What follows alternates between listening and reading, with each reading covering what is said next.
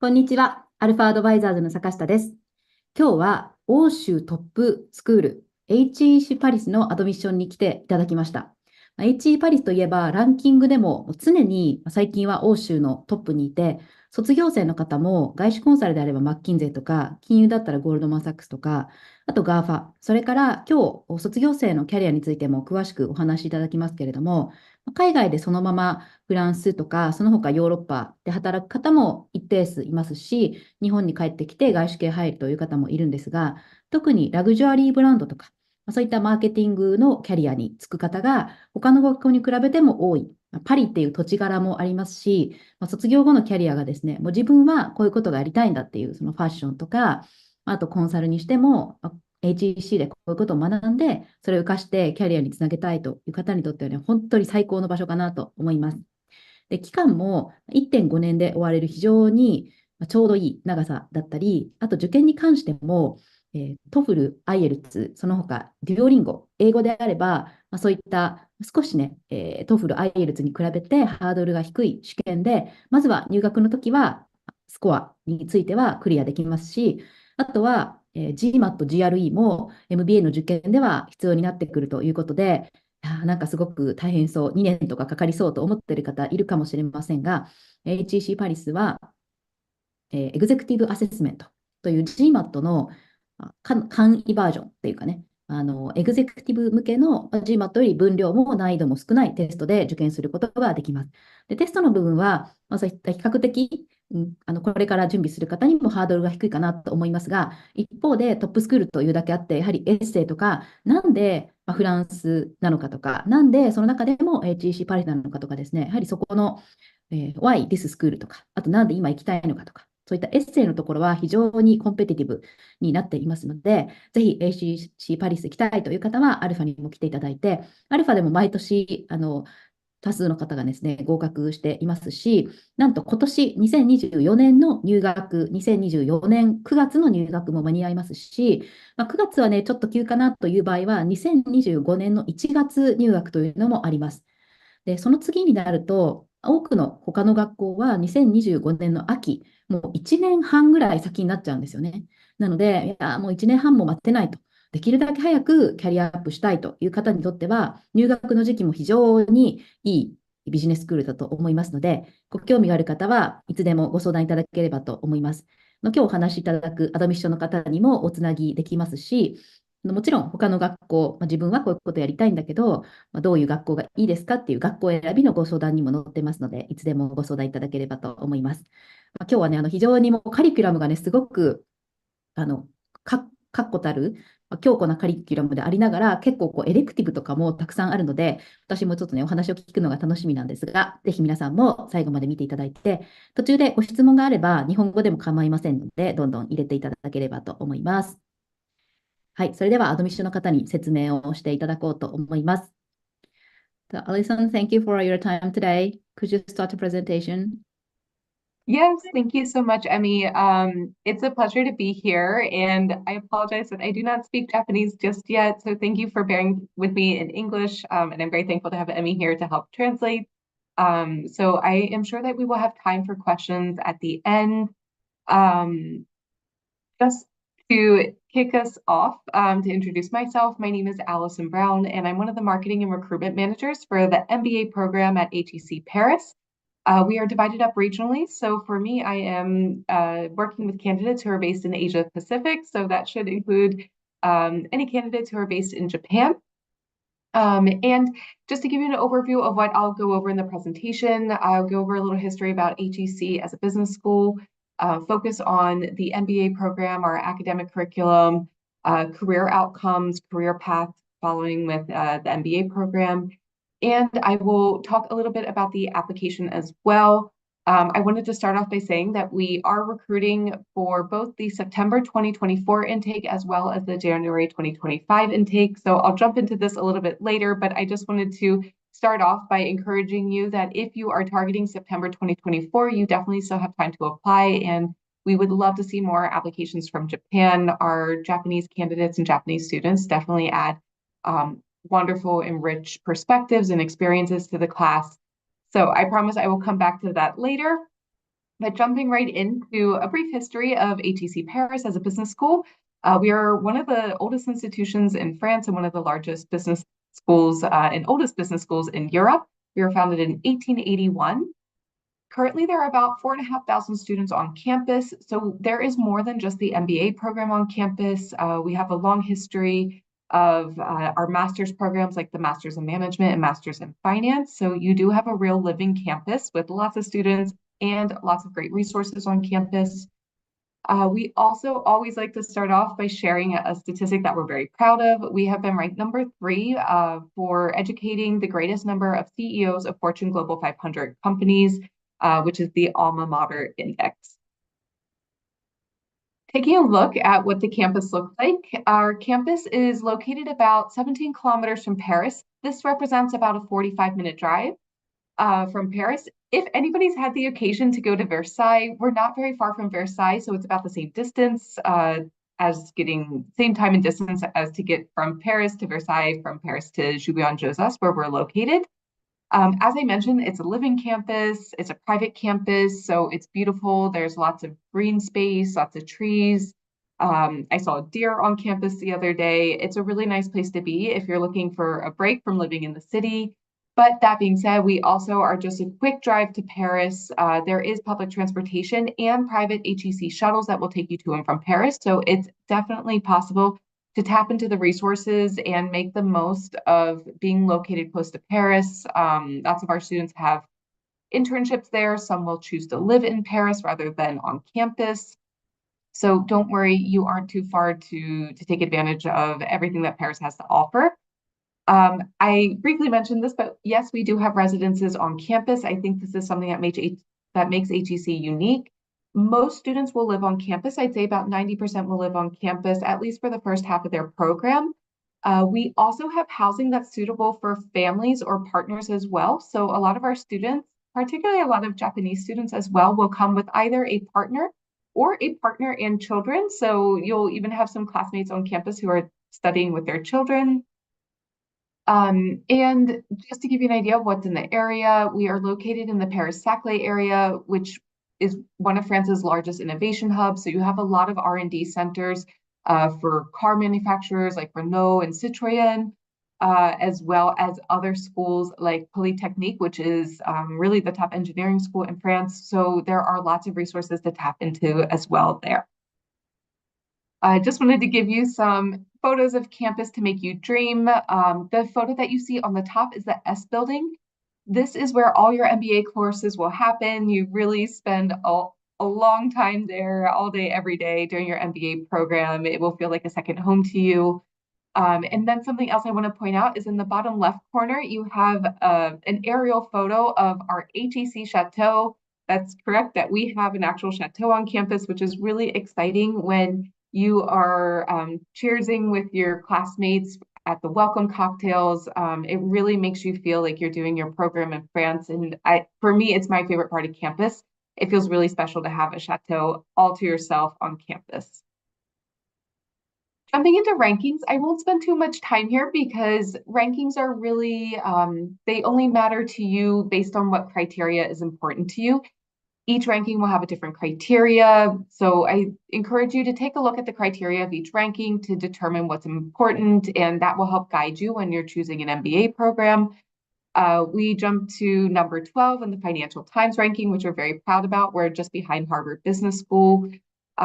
Generally, we're always around the top 10 across all rankings. So we're definitely a top ranked program, not only in Europe, but really in the world. And it really does lend itself to our global brand recognition.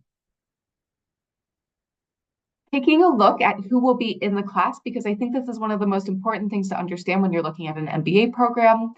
HEC has one of the most diverse classes of any MBA program in the world. We're a small to medium-sized program with about 250 students per year. This is broken into 2 intakes, a September intake and a January intake. And the program is a 16-month program, which I'll go over the curriculum after this. But continuing on with what the class looks like, You can see a breakdown on the map here. Asia and Oceania is one of our largest regions that's represented, but of course this is broken into many different countries. Asia has a lot of different countries. You have India, you have China, Japan, you have all of Southeast Asia. Really, it's a large region, but like I said earlier, we love students coming from Asia. You bring important perspectives and experiences that we need in the classroom and that we need more of in the classroom. So it's a region that we're very proud to work with and have a lot of students and alumni from. Students have an average of 6 years of work experience and an average age of 30 years old. This is just an average. That means half the people are above, half are below. I'd say the range is somewhere from about 25 years old up until I'd say 38, 39 years old. And work experience, we require a minimum of 2 years of work experience. And I'd say it tends to go up to maybe 10, 12 years of work experience. But again, that's a big range. Don't hesitate. Please talk with us if you have any questions about, do I see myself fitting in here? Am I too old? Am I too young? Too experienced? Not experienced enough? Please talk to us because, again, we love a representation, not only in terms of nationality or where people are based, but we also need a diversity as well in terms of professional experiences. So there's no one right time to start your MBA. Don't hesitate to ask us if you have questions about timing. We are 95% international, which means that we do not have a lot of French students in our program. Only about 5% of the class is French. So I would just like to reassure you that if you do not have roots in France yet, if you don't speak French, it is absolutely fine. Most of your classmates will be in the same category as you, in that most people don't speak French when they come to HEC. Paris is an international city. Courses are in English. The campus is bilingual. So it's a great opportunity to learn French while you're here, but it is not a requirement to know French, and you'll be able to navigate and enjoy yourself while you're here, even if you don't speak French yet. One last stat that I want to focus on is that we have 38% women in the class, and we are growing that a little bit every year, but we absolutely need more women in our program. So for the women out there, please know that we do have scholarships, particularly uniquely for women. And we also do try to privilege women in the admissions and the scholarship decision process. So I really encourage all the women out there to hit submit, take that leap. We need more of you, both at HEC and just in business. Taking a look at the curriculum, for the September intake that we have on the screen here, you'll see that the program is broken into 2 8-month parts. The first 8 months is your fundamental phase, and the second 8 months is the customized phase. Looking at the fundamental phase, this is where you're building those core business skills, where you're really laying the foundation. So there is no one right background to be coming from. We have people who come from all kinds of professional backgrounds. We have engineers, we have people with finance backgrounds or consulting backgrounds, but we also have professional basketball players in the class. We have a professional farmer in the class right now. So really, the fundamental phase serves everybody, no matter what your background is and no matter what you're targeting after the MBA. Everybody will follow the same path here. So term 1 and term 2 tend to be pretty busy. You have a lot of classes, a lot of classwork. It's fun. You're getting to know everybody. So prepare to spend a lot of hours of time and homework in term 1 and term 2. Alongside of your courses, you will also complete 3 modules of the New Horizons capstone. So this incorporates a traditional capstone project. It's a business problem that you define, that you're working on a solution for. So at the end, you will have a portfolio of work to take with you on when you're recruiting, to take with you on interviews. So it is like a traditional capstone in that sense. But along with it, there are 3 modules, and each module is helping you develop real life skills. And there will be company visits that go alongside of the capstones as well. So you do get to work and learn from professionals and companies while you're doing the capstone project.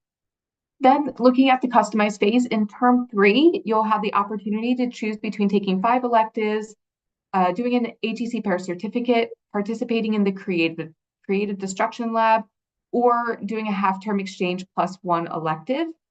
There's no wrong choices here. electives take all kinds of different forms, from intensive electives to online electives or more traditional courses. This also means that between term 3 and term 4, this is also one window of time when you can do an internship. So internships are not mandatory at HEC, but I know that they are strongly recommended by our career coaches. It's a great opportunity, especially if you're switching industries. It's a really good opportunity.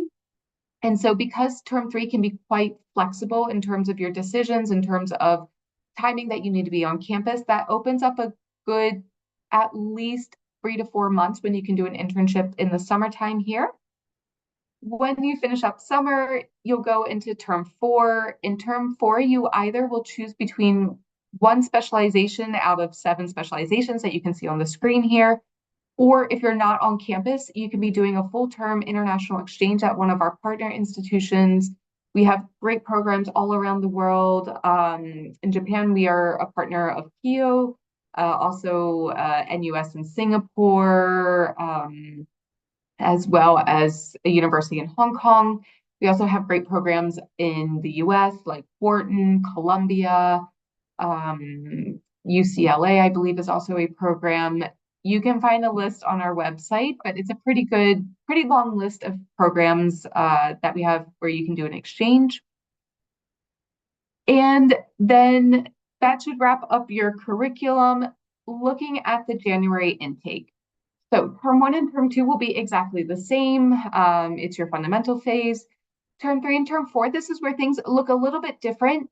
There should be no difference in terms of learning outcomes or recruiting outcomes. However, just a difference in terms of the timing in which you do things. So you'll notice that term 3 and term 4 are switched. You'll do your specialization in term 3 or be off campus doing a full term international exchange. And in term 4, that's where you have a list of choices between electives, certificates, etc. The reason for this is that all students in a graduating class, so September intake and January intake together, will be mixed for the specialization. So it's a great moment to meet other people on campus and in the program outside of your intake. And this also means that it changes slightly the timing of when you can do an internship. So summer comes a little bit earlier between term 2 and term 3. That leaves a good 8-week window when you can do an internship there. And then in term 4, again, because this is flexible, your electives are quite flexible, that does open up more time when you can do either a second or an alternative internship in term 4 in the spring. If you have questions about the curriculum, I know that there's a lot of decisions, a lot of choices.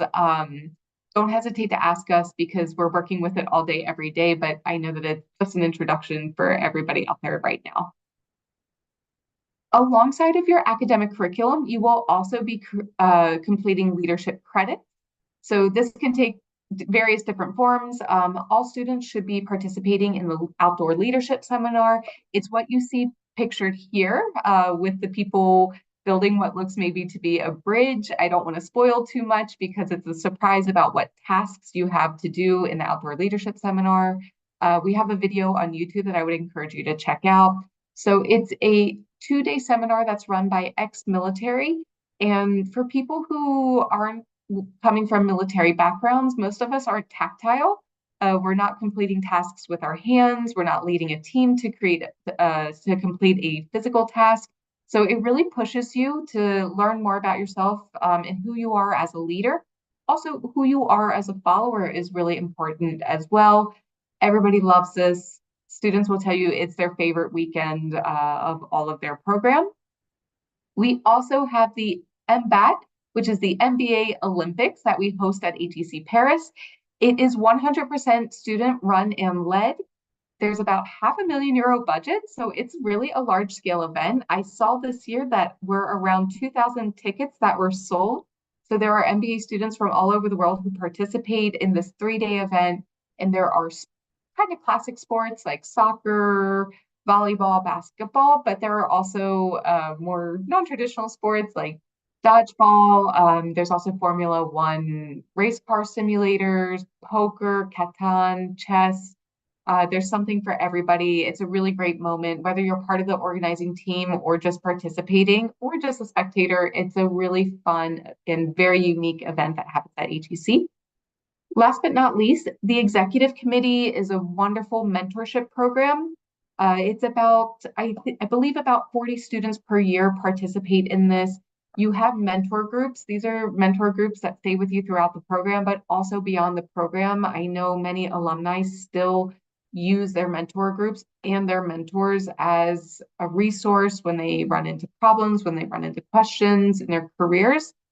It's a wonderful experience. Most people who participate in the TEC will tell you that it was hands down their best experience at HEC. So I don't hesitate to look more into the TEC. We have some articles on our news blog about it. It's a great moment to get to know that program better. Student life will be a very big part of your experience at HEC. Of course, you'll be busy with classes, but you will also be busy participating in events, whether they're professional events, like, for example, the LGBTQ Plus and Allies Club recently was invited to the offices of Bain in Paris to understand their DEI initiatives, what they're doing to support employees and encourage diversity among employees. It was a great event, really great from a social standpoint, also a great professional networking moment as well. Students can be presidents of clubs. That's one way that you're getting leadership experience and leadership credit. It definitely can feel like a full-time job sometimes, but there's also more fun things like Cultural Week. For example, students were celebrating Holi on campus this week, which is an Indian festival where you throw up all these colors, really fun. There's a lot to do. There's great sports facilities on campus as well. So you definitely won't be bored in your program in or outside of the classroom. These are just a few examples of events that are happening on campus, the types of alumni or the types of professionals that we're inviting on campus for events. They change all the time. Your schedule is packed with events like this. I want to jump focus and shift focus a little bit to careers, because I know that this is a big question. An MBA, no matter where you do it, is a big investment. You only do one MBA, you don't do multiple MBAs. So I know that it's important to make sure that there's a return on investment. And of course, what that means might be different for everybody. For some people, the financial return is very important. For some people, they're looking for a meaningful transformation, and they know that maybe the financial return isn't necessarily the most important criteria for them. So please know that no matter what shift you're making, whether it's internal in your company and you're looking for a promotion and looking to go further up your career within the same company, or if you're making a huge switch, we've seen people make a switch from luxury retail to becoming investment bankers. No matter what switch you're making, we're here to help you. You have an entire career center with resources that are guiding you and helping you. So our career center has a 3-step approach: know yourself, know the market, and match yourself to the market. You'll have one-on-one coaching sessions. You have a dedicated coach who's with you from day one.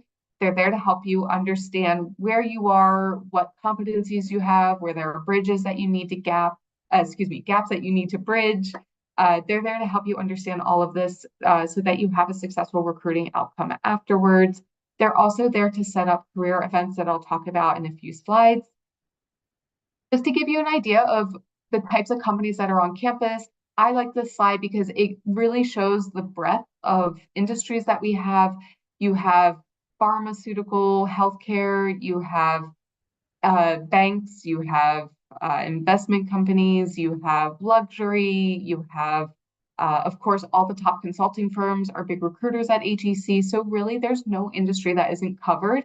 There's a lot of diversity into the program. There's a lot of diversity out of the program as well. I mentioned that the Career Center is here to help you meet companies through career events. So this just gives you a little bit of an idea of the schedule this year between spring and fall. I think two key moments are going to be in January, at the end of January, early February. You have MBA Internship Day. This is helping you to recruit for your summer internship.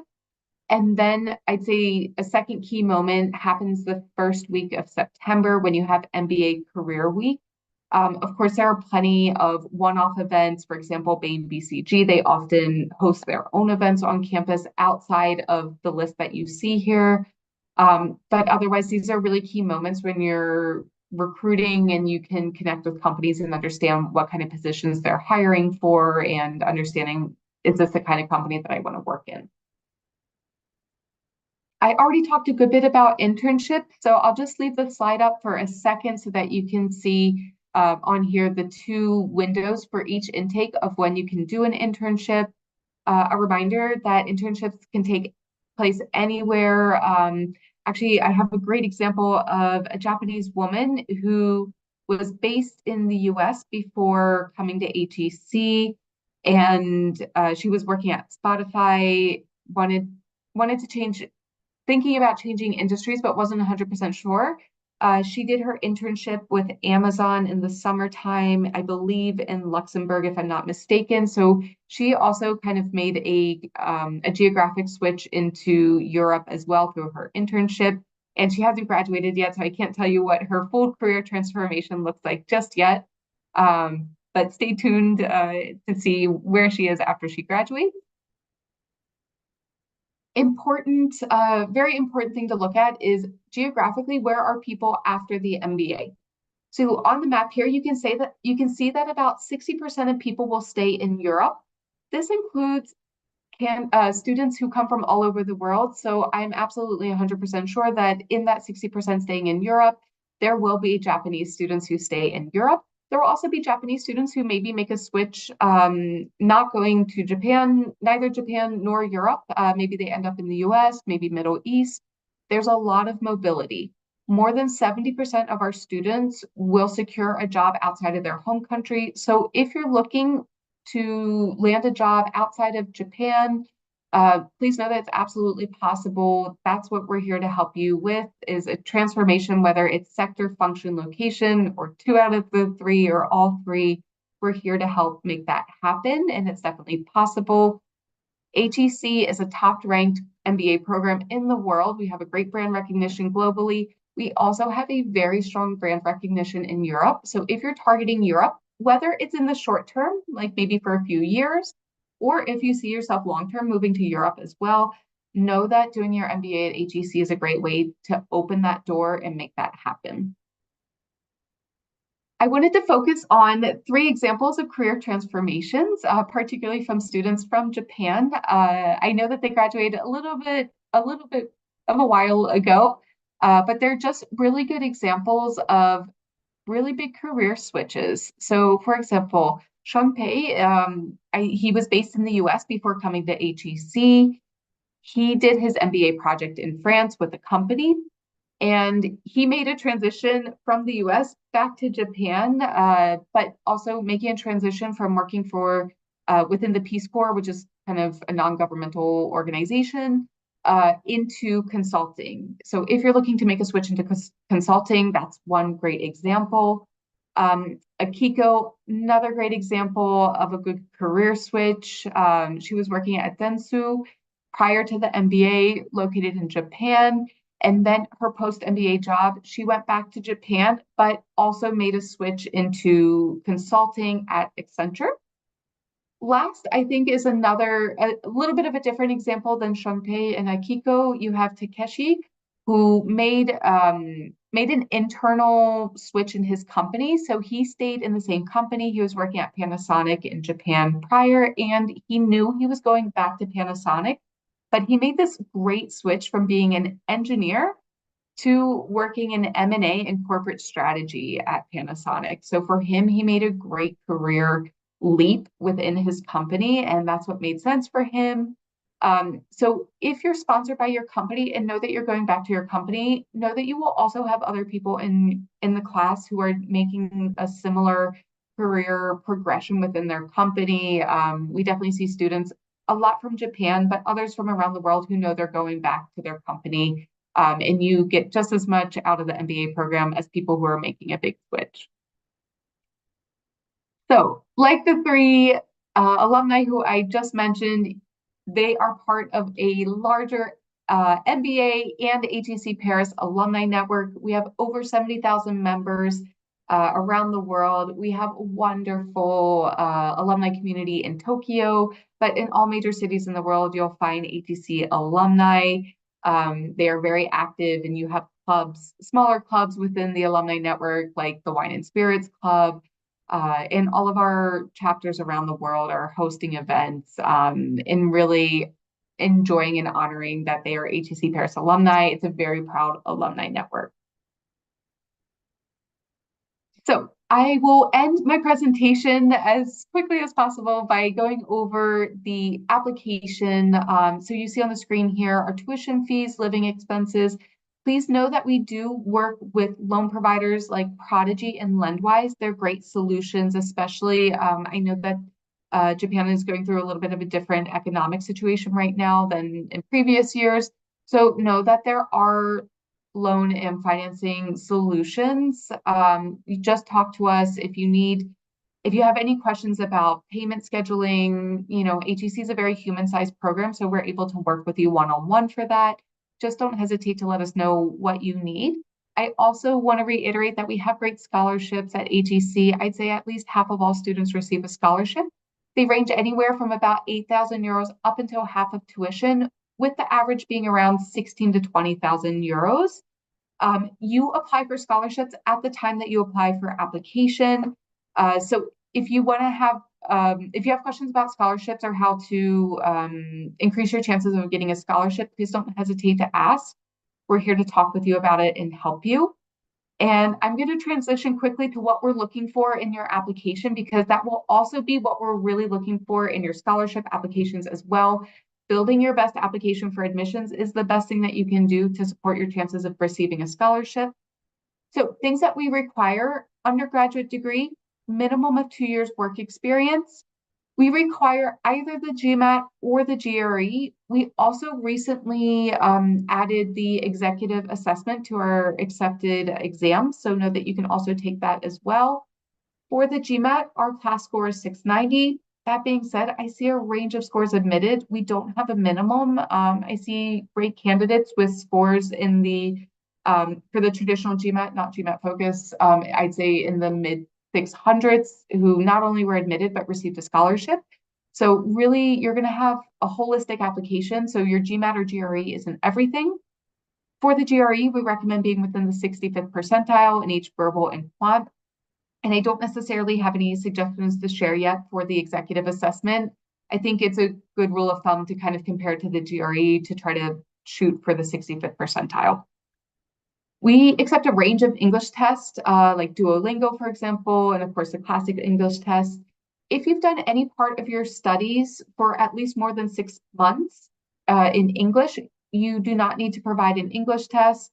Just let us know if you have a question about whether or not you can take advantage of an English test waiver. And lastly, we will require 2 professional references. They should be professional, not academic. You know, asking your direct manager, and maybe a mentor or somebody else in the organization with whom you've worked on for a project. These are all great choices. Things that are not required, but definitely will help strengthen your application. We are looking for students who will really thrive in such a diverse and international environment as our classroom. So we do look for international exposure. Don't forget though, international exposure is not limited to having lived abroad or studied abroad. If you work with international teams, international clients, this all counts as international exposure because it goes to show that you can work with. We look for leadership potential, which this does not mean management experience. Leadership potential can be taking the lead on projects, maybe leading a small team at some point. This is also great for your references to talk about in their recommendation. Motivation and career objectives will, of course, be important. We want to know, and we want to have an idea of what you're thinking for after the MBA program. It's okay if you don't know 100% what you want to do. It's okay if you're thinking about maybe tech or maybe consulting. Just give us enough of an idea that we have an idea of the direction that you're heading. But there's no wrong motivation, no wrong career objective. Your CV will be an important part of your application, so definitely spend time making sure that you're showing career progression on your CV. Make sure that any highlights of your career make their way onto your CV.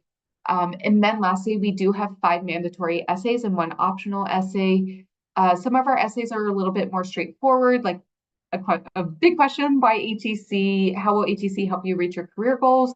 But then also you will have fun questions, things like imagine a life completely different than the one you're living now. What does it look like? And we have all kinds of creative answers for that. So have fun with the essays.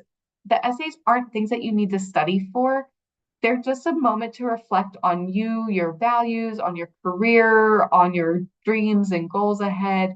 It should be actually a fun moment where you get to look back and see all these wonderful things that you've done and be proud to share them. So looking at what the application process looks like, it's a 5-week application process.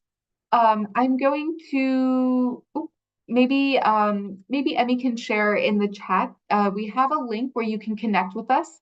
This is kind of a pre-application step, so not part of the 5 weeks, but pre-application step. When you connect with us, this allows us, to give some initial feedback on your profile. So we can give you an idea of, we think you're a great candidate, here's some areas where you have strength. But this also allows us to offer one-on-one calls with you, invite you to our events that are happening either virtually, or we do events in Japan and around the world. So this also allows us to keep in touch with you and invite you to different events and different moments when you can meet us, my team, our current students or alumni. So then when you're ready to hit submit, we have a deadline once a month, almost every month. And recruitment starts about 1 year in advance. So for example, for the September 2024 intake, we opened our applications in August of 2023. And then we've had a deadline once a month since then. It's a 5-week application process. So you'll submit your application on the deadline. Then within about 2 weeks, you know whether or not you've been pre-selected to move on to the interview process. You'll have 2 different interviews with 2 different HEC Paris MBA alumni.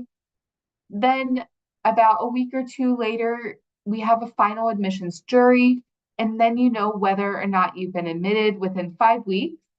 And 1 week after you have the scholarship decision, you have about 4 weeks on your end to make a decision about whether or not you wish to confirm your seat with us. So just keep that in mind, that it's a quick turnaround from our end, but it's also a quick turnaround from your end. In terms of timing, there's no best month to be submitting your application in. We're quite flexible and quite well paced with our application and admissions. So it's okay if you're not in the first application deadline. I see lots of people admitted even in the very last application deadline. For September 2024, the last deadline will be mid-June. I see lots of people both admitted and receiving scholarships even in that last deadline. So just know that it's never worth rushing your application just to get it in, but know that September 2024 is absolutely still possible. And if that feels a little fast, you also have the January intake as well. So I've gone over a lot, given you a lot of information to think about. I'm going to stop here and turn it back over to Emmy and just say thank you so much for joining the presentation. I hope it was helpful. If there's any takeaways, is that we're here to help you, here to talk with you. Love to have more applicants from Japan. And I'm happy to answer any questions. So Emmy, I will turn it back over to you. Yeah, thank you for the wonderful presentation. I've gained a very clear understanding of the curriculum and also great career opportunities and what your school looking for about the candidates. So there is many questions from the audience, but before move on to the question from the audience, I would like to ask a few questions myself. Absolutely. So it's very impressive that the school hosts career fairs featuring very renowned companies all over the world. So are these career fairs aimed at those looking for local employment opportunities? Yeah, that's a great question. So when companies come on campus to recruit, every company is a little bit different, but I'd say there's a lot of global companies. So I'll take consulting as an example, Bain, BCG, McKinsey. These are typically top targets and big recruiters at HEC.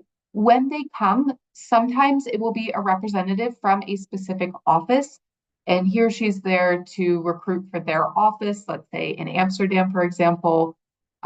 other times you'll have recruiters that come that are representing all offices. So a recruiter from Bain who's there to share all of the upcoming offers from all of the European offices or all of the Asian offices, for example. A lot of times it happens regionally. So whether you're recruiting for local positions in France or Europe or a position elsewhere in the world, there will be representatives on campus. I will say, just because of proximity, I will say that there's probably a little bit more recruiters who are on campus representing companies with positions in Europe specifically.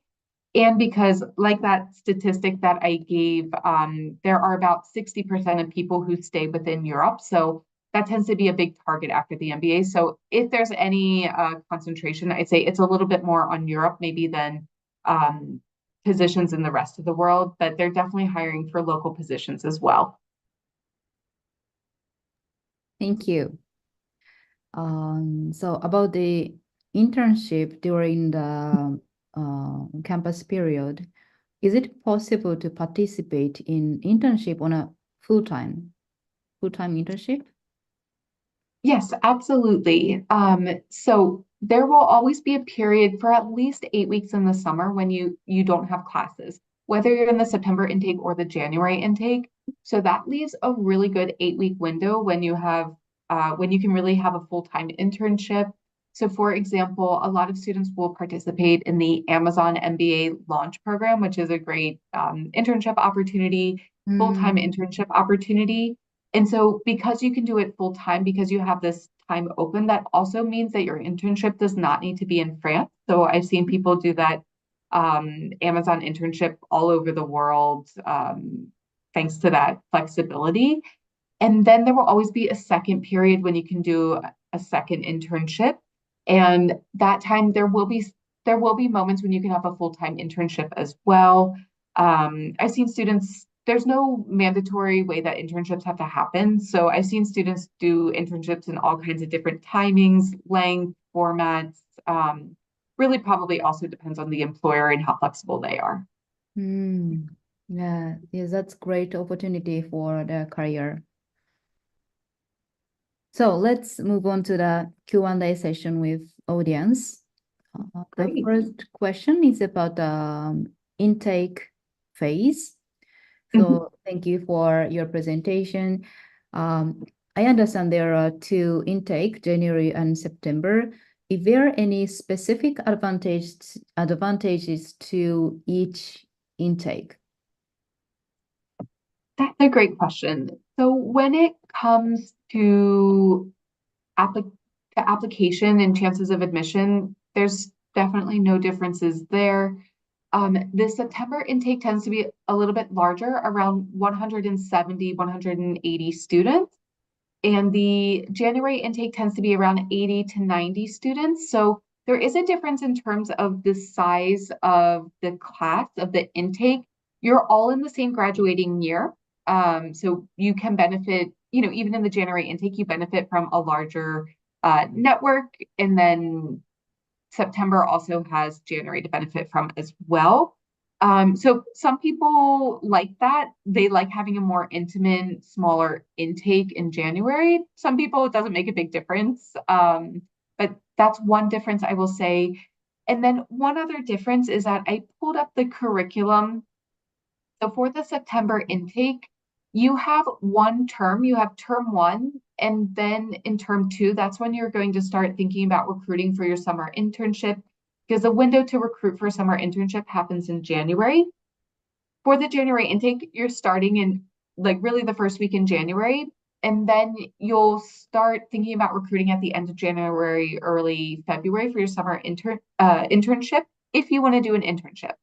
So I don't think there's an advantage necessarily. I promise you that September students are not taking 4 months to think about what they want to do for an internship. They're on campus, they're having fun, they're in their classes, and they probably forget about it until January. So it's not that you have an advantage. I think it's just good to be aware of before you come into the program that there's a bit of a quick turnaround for summer internship recruitment. However, know that our Career Center will be reaching out to you before you even step foot on campus. So in November, the Career Center will start sending emails to January admits to introduce themselves, to introduce the opportunities that will be coming up pretty quickly after they start their program.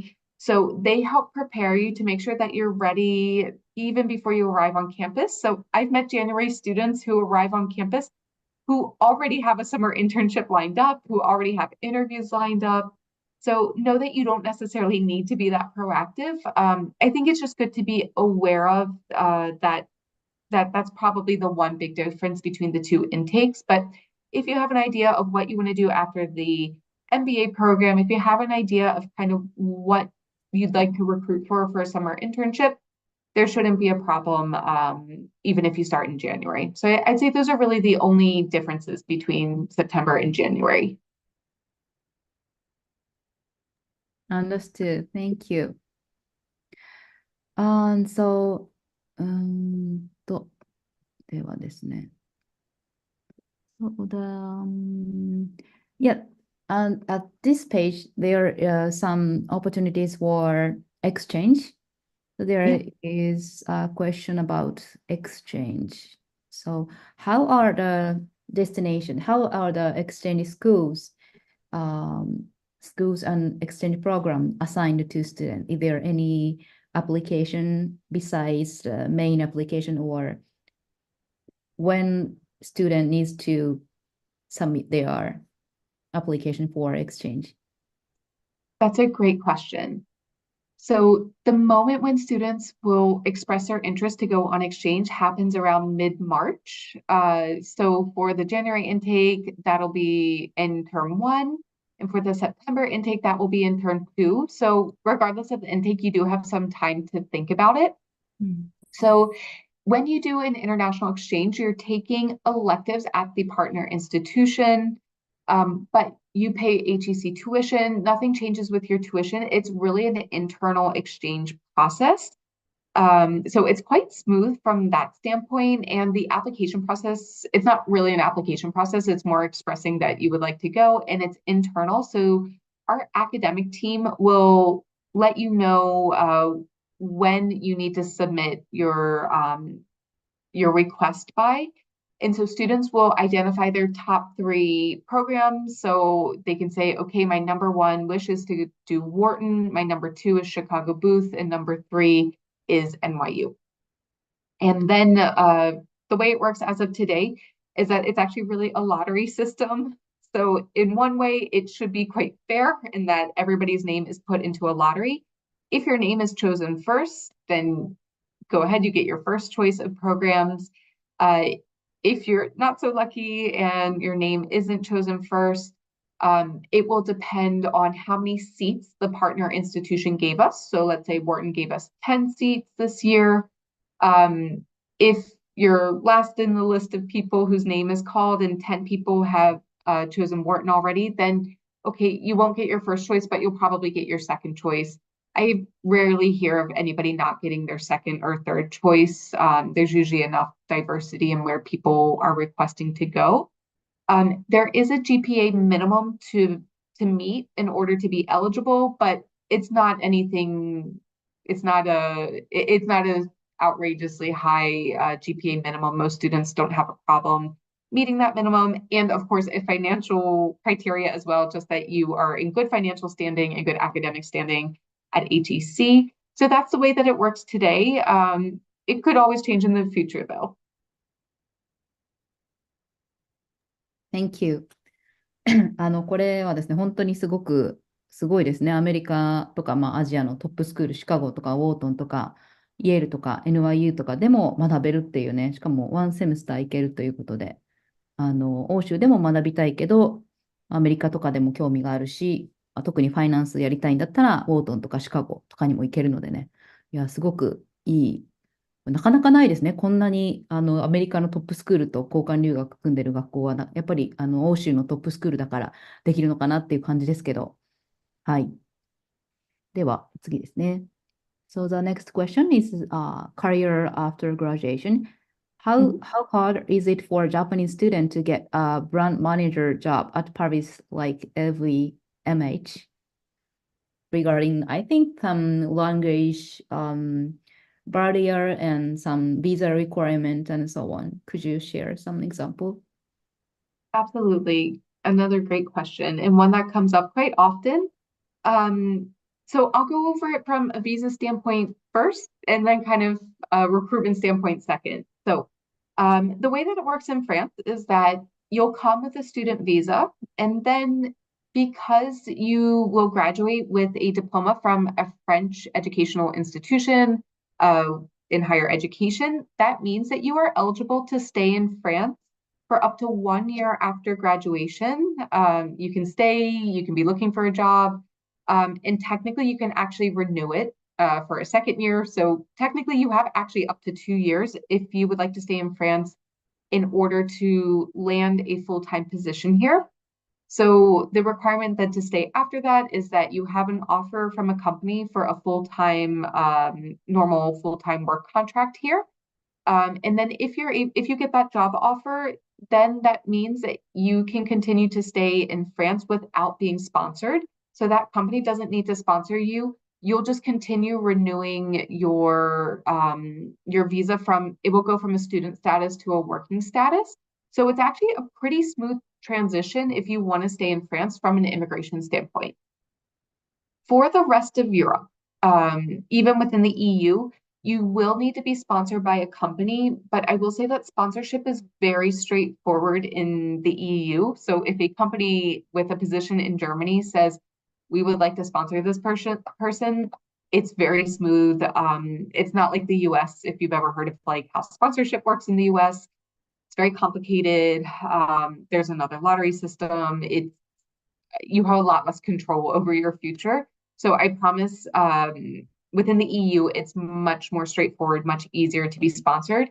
And I say the EU just because the UK used to be a little bit easier. I think we've seen maybe a little less recruitment coming from the UK than prior to Brexit. But that being said, I see lots of students landing positions in the UK at least. Don't forget that if a company is recruiting at HEC, they know that most of the students do not have an EU passport. They know that. They're looking for people who have international experience. They're looking for your international experience. So if they're recruiting on campus, there's a great chance that they absolutely are welcome and would like international candidates to come work for them. So that's from an immigration standpoint. From a recruitment standpoint, I think the experience of recruiting in Europe or in France, I'll say specifically France, will largely depend on the company, on the industry, and the role. So for example, if you are targeting consulting at an MBB, at Bain McKinsey BCG, consulting tends to be a very client-facing role. And so Bain BCG, they have local offices that cater to local clients, whereas a boutique consulting firm, sure, their headquarters might be in Paris, but they might be serving clients all over the world. So there will be a difference in language expectations. For a local office that has French clients, there's probably going to be an expectation that you have French language skills. Whereas if you're recruiting for a company that maybe is based in France, but doesn't only have French clients, the language of work might be in English. It is not for you to know all of these ins and outs. You will have a career coach who's dedicated to you, who is an expert in this, and who will help you understand the nuances. That example I gave is specific to consulting. Tech is a totally different case. Amazon, for example, they have offices all over the world. Their language of operation is in English. So I see our students are recruited for Amazon in Paris and in all other EU countries. And I believe that they're all really being recruited in English for jobs in English. So every industry is a little bit different. For luxury, I think you had asked about maybe LVMH. I will say I'm not a career expert. I'm not one of the career coaches, but I will say that for most of our students who I know have gone into luxury, the luxury retail, I will say that I think luxury tends to be one of the industries that is less specific about local language skills. And of course, France and Paris is such a hub. I mean, it's really the capital of luxury in the world. So a lot of our students are targeting luxury by coming to HEC Paris. They want that proximity to Paris. So I do see a good number of students going into luxury, and I will say it tends to be more so in English than in French. Thank you. なので、インターンじゃないや、結構ね、現地の就職も、HEC の先のキャリアフェアね、すごかったですけども、むしろインターナショナルスチューデントを、別に現地の人ではなくてね、取りに来てるということなんで、十分チャンスあるんじゃないかなと思いますね。結構アルファでも欧州の MBA に行って、そのまま現地でブランドマネージャーとか、あとなんか e コマースの会社入ったりとかね、そういう方もいますね。はい。あとは、ちょっと交換留学とか先ほどお答えいただいたので、アルムナイですかね。So, in terms of some characteristics of students, does the alumni share any common characteristics or something to share with the audience? I think regarding their character and some network standpoints. That is a wonderful question and a difficult one to answer because in one way we look a lot for diversity. And so many of our students are so different in terms of their profile, in terms of what they're bringing to the program. And we absolutely love that. But I will say common characteristics of students and alumni, and it's something that is one of my favorite things about HEC, is that our students are incredibly collaborative and supportive. The alumni also go on to be incredibly collaborative and supportive. So, for example, when we are traveling and hosting events, our alumni are super excited and eager to help. They're engaged. I think engagement is another big quality of both our students and our alumni. And I think that that's something that you can definitely show in your application.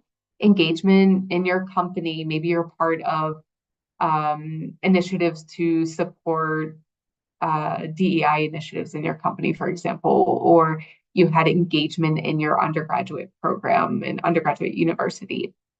So I think there are ways to show engagement, but that's something that I see continues through students. When they're at HEC, they are so involved, they're so busy, they're engaged in club events, in events happening at HEC in general. They're engaged in their courses. They're engaged in each other, in sharing their cultures with each other.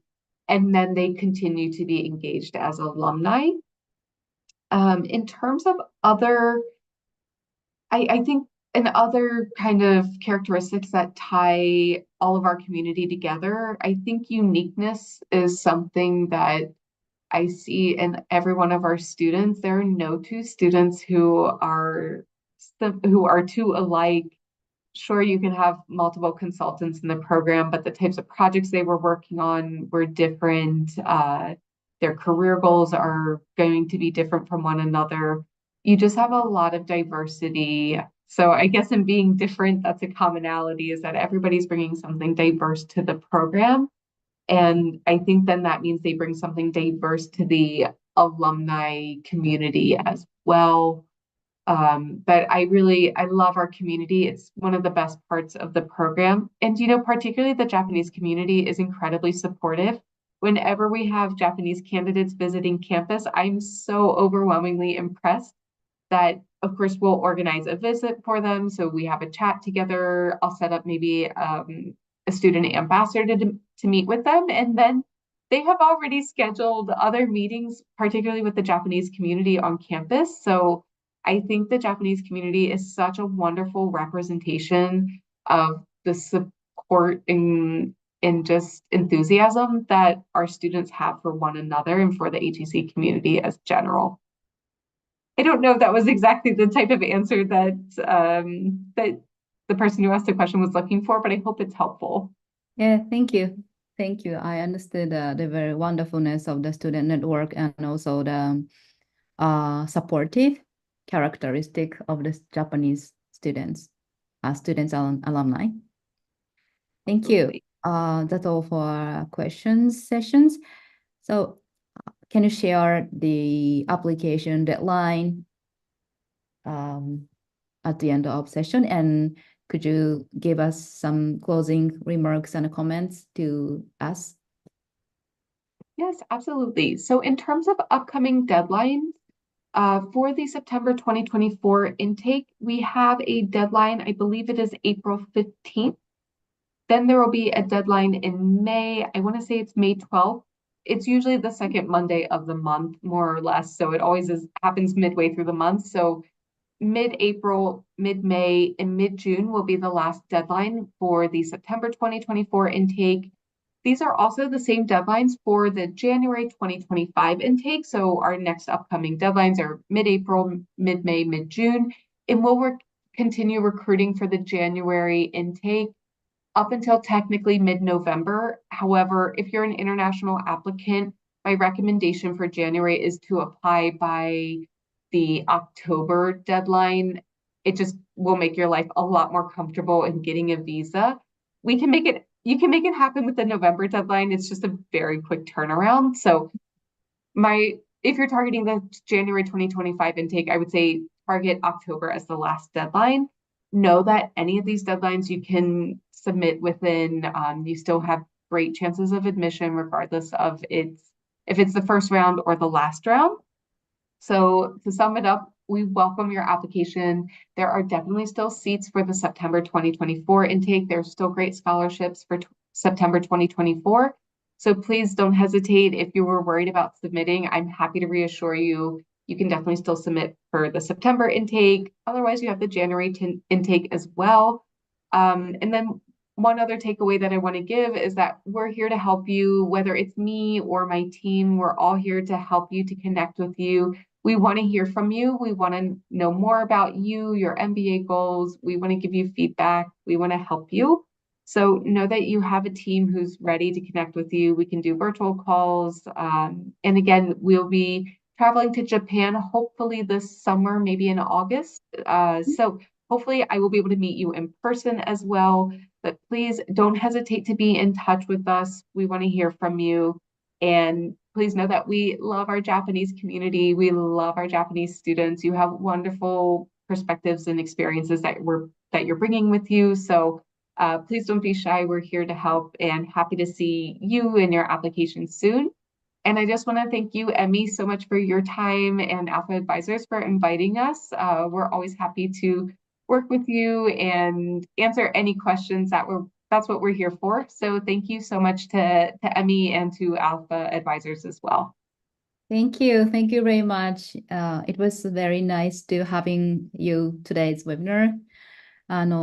夏にもね、日本にいらっしゃるということで、1月の入学、少し先目指す方は、夏とかもね、セッション、また私たちも多分一緒に行ってね、なんか東京のセッションとかもやると思いますし、2024年の今年の9月からの入学もまだ間に合うということで、次が4、5、6月、それぞれに締め切りがあるということなので、まだ5月とかであればね、結構そこまでね、カツカツでなく準備できると思います。ですので、結構ね、カリキュラムもいいですし、あとは交換留学とかもね、さっきシカゴ、ウォートンとかイェールとか NYU とかね、かなりいろんな学校に行くチャンスがありますし、あとキャリアのところも、もう Day1 から1対1のね、コーチがついて、でかつ HEC にも世界中からマッキンゼーとか BCG とか、あとテック系、ラグジュアリーブランド、学校に来てキャリアフェアがあるってね、言ってくださっていたので、かなりね、キャリアとかに強いし、